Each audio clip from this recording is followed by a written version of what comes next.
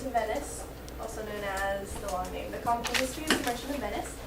It was estimated to be written around 1598, and the first quarto was published in 1600, and the first folio in 1623. The main characters are, it's a pretty simple story, so it's pretty easy to keep up with. There's only a few main characters. The main guy around which everything centers is Bassanio, who is in love with Portia, and she's a wealthy heiress. And he needs to borrow some money from someone so that he can go and travel to her home and impress her with his riches and woo her.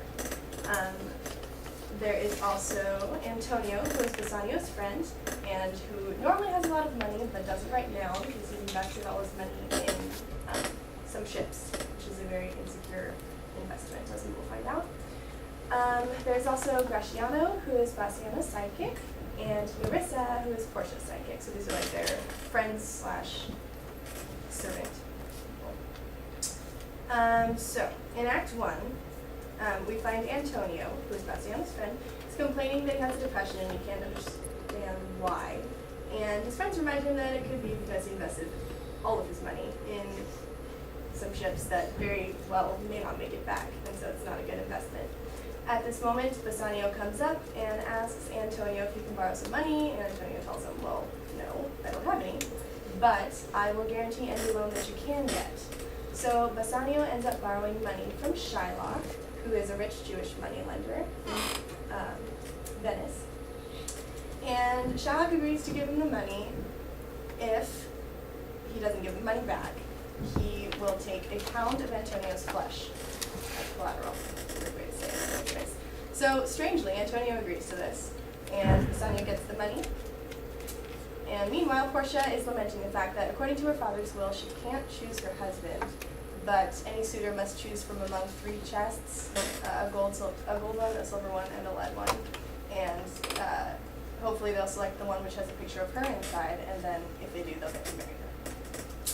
In Act 2, Portia is entertaining some suitors, none of whom are able to choose the correct chest. In Shylock's life, his daughter and his servant elope together and take his money, leaving him angry, alone, and broke. In Act 3, Shylock discusses the rumor of Antonio's impending bankruptcy and swears to collect his gory payment. Meanwhile, Bassanio visits Portia, he has the money, he chooses the correct chest, and wins her hand.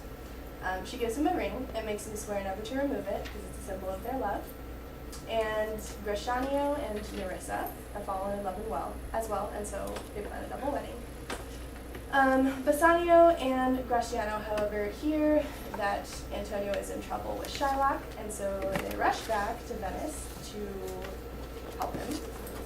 And after they leave, Portia and Nerissa dress up as lawyers to join Antonio's cause.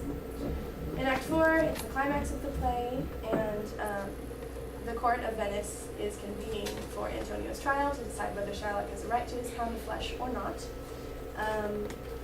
Bassanio pleads with Shylock for Antonio's life and offers him many times the money he actually owes, but Shylock insists on claiming his pound of flesh. The judge announces that he sent for a law expert, who turns out to be Portia, dressed up as a lawyer, and she draws attention to the fact that though Shylock's agreement with Antonio mentions the flesh, there is no blood allowed for, and so if Shylock can get the pound of flesh without spilling any blood, then he's welcome to it. Of course, that's impossible, so Shylock decides, well, okay, never mind, I'll take the money. And Portia insists, no, you have to take the pound of flesh, take it or don't. And so Shylock backpedals and he tries to drop the case, but he's still forced to pay a fine for conspiring against the life of a Venetian citizen. And he's forced also, in the long run, to will his estate to his daughter and his servant who eloped.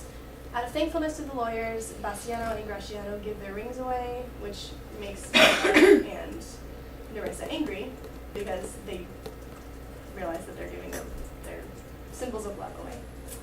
And then in Act 5, basically, things just wrap up. Portia and Nerissa forgive Bassanio and Gratiano, and Antonio receives news that his ships have miraculously arrived in port, and his investment has paid off after all. And Shylock's daughter and servant also learn that they will inherit Shylock's fortune, and all is well. As far as major themes or elements, we have mercy as a divine quality, which is just the common conflict in the story between Shylock being a Jew and the rest of them being Christians, and talking about, well, you should have mercy on Antonio because of this quality of mercy that is God's quality. There's also hatred as a cyclical phenomenon, which is shown in Shylock's continued reference to his dealings with Antonio as, well, I've been treated bad, so I'm going to treat people bad, and it's just something that continues on. And then selfishness versus love, which is seen all through the play, and then respect for family or lack thereof. With most characters throughout the play, there's not a lot of respect for family shown, except in Portia's agreement to honor her father's will and do what he's asked her. All right.